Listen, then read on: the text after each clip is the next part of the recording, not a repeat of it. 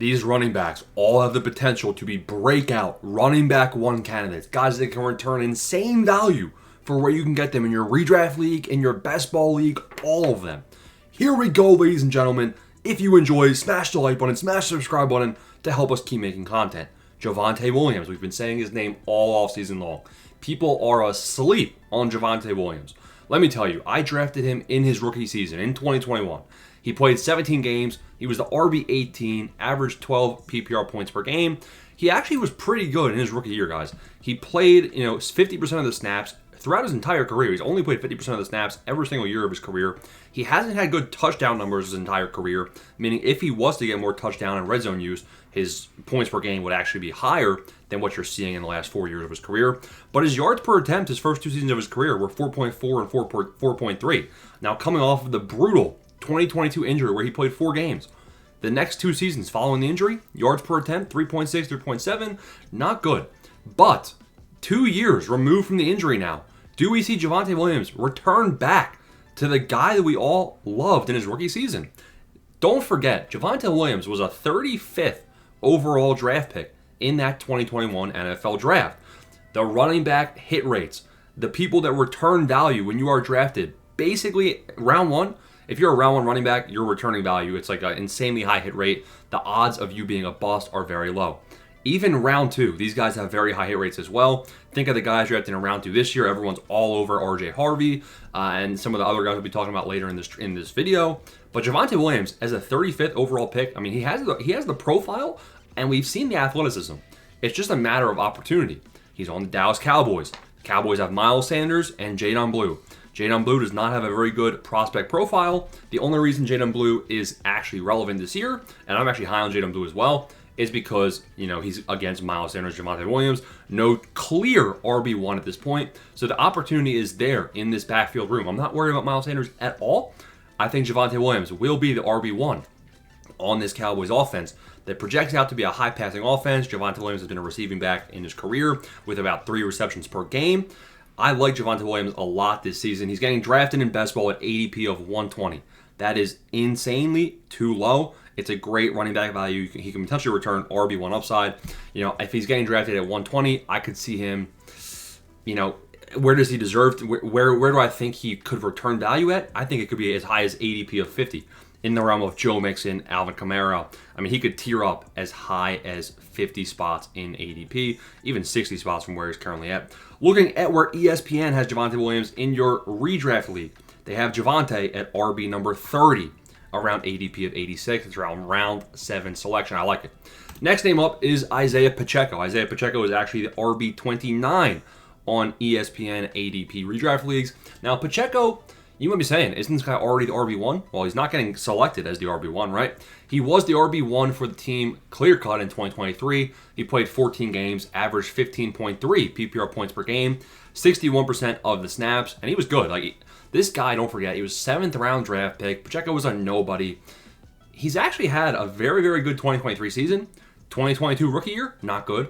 Obviously, 2024, he actually looked very, very strong in the first couple of weeks of the season. He got 15.8 PPR points in week 1, 16.1 points in week 2, and then he was injured. Coming back from injury, his snap percentage went from 80%, 70% the first 2 weeks, all the way down to 35%. So yes, he did average, 4 or 5 points a game the final 6 weeks coming back from the injury, but his snap share was cut in half. Kareem Hunt is an aging vet. He's trash. Brashard Smith, whoever they drafted, also trash. Pacheco projects out to go from, he's probably going to be at about 60% of the snaps again. I think he's a lock to have about 11 or 12 PPR points per game at a floor minimum. And he has the upside to be a true RB1. Again, he's getting drafted as the RB29 in your redraft league. In best ball, he's a bit more fairly priced at an ADP of 77. But this is somebody that he has got a lot of high upside. He's young. Health concerns for sure, but I like Isaiah Pacheco at price. Next name, it's 2 of them. Kendre Miller, Devin Neal.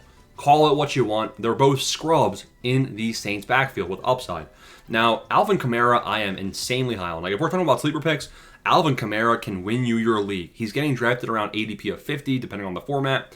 if you're in a PPR league, Alvin Kamara is way too undervalued. I've been taking him in a lot of best ball drafts. Now, with that said, Alvin Kamara is like taking CMC last year. You don't know how many games you're going to get from the guy. If he's fully healthy, Kendrick Miller's trash, Devin Neal's trash. But what if, first off, if Kamara's banged up, if Kamara's healthy, the Saints aren't going to be good regardless. So maybe they want to see what they have in the youth of that running back position, although they did just sign Kamara to a 2-year extension. But Kendrick Miller, they've been wanting to see what this guy's had for quite some time, but he can't stay healthy enough to see the field.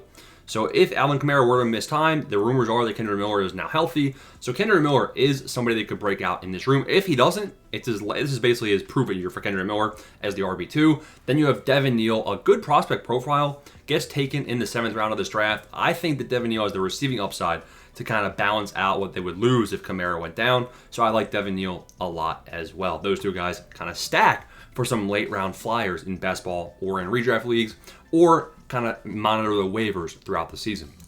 Name number 4/5. We're technically on name number 5 because those two Saints guys were 2. We got Caleb Johnson.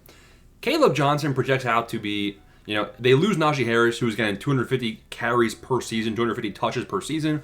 All those vacated touches have to go to somebody. Jaylen Warren is there. I don't think Jaylen Warren's going to be doing much more than receiving, much more than some red zone work, much more than third down role.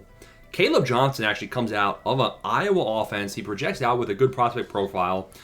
I'm high on him. He's an ADP of 69. We've seen guys with a high RB hit rate drafted in his similar situation. I think Caleb Johnson can return value. He has high upside. Now, you have to believe in Aaron Rodgers to elevate his offense. If the Steelers aren't going to be in the red zone very much this season, then Caleb Johnson can be a potential bust.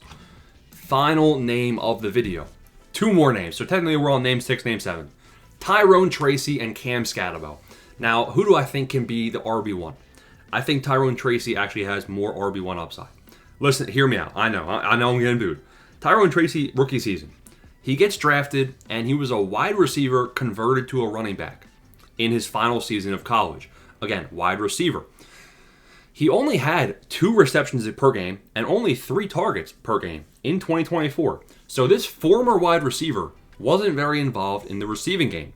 And when we look at his rushing, besides touchdowns per game, all of his rushing stats are pretty good. 4.4 yards per attempt, 20% juke rate, 58% of the snaps on his offense, and about 11 PPR points per game.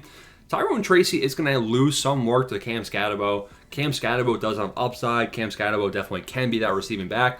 Tyrone Tracy in week 5 had 14 points. In week 6 he had 23. Week 8 he had 23. Week 10 he had 15. Then he had 15 and 13. He had 19, 17. He has high upside, but his floor is quite low. And we are going to see kind of a lower floor for Tyrone Tracy this season as well. Because the Giants offense still doesn't project out very good. Even with the addition of Russell Wilson, which could help, his floor could be elevated, but don't be surprised if Tyrone Tracy is still one of those volatile guys. He drops 17 points one week, and then he drops 6 the next week. But either way, Tyrone Tracy, if he's consistent, maybe Scatterbo misses time, I don't know what it's going to be. But Tyrone Tracy with this Russell Wilson offense, moving neighbors year 2, red zone, touchdown progression, Tyrone Tracy could be a man on a mission. And Scatterbo also is worth mentioning that he could take the starting role from Tyrone Tracy, because Tracy is probably 1 or 2 fumbles away from getting fired. Simple as that. Those are 7 running backs with all the upside in the world to be breakout RB1s this season. Smash the like and subscribe button. Thanks for watching.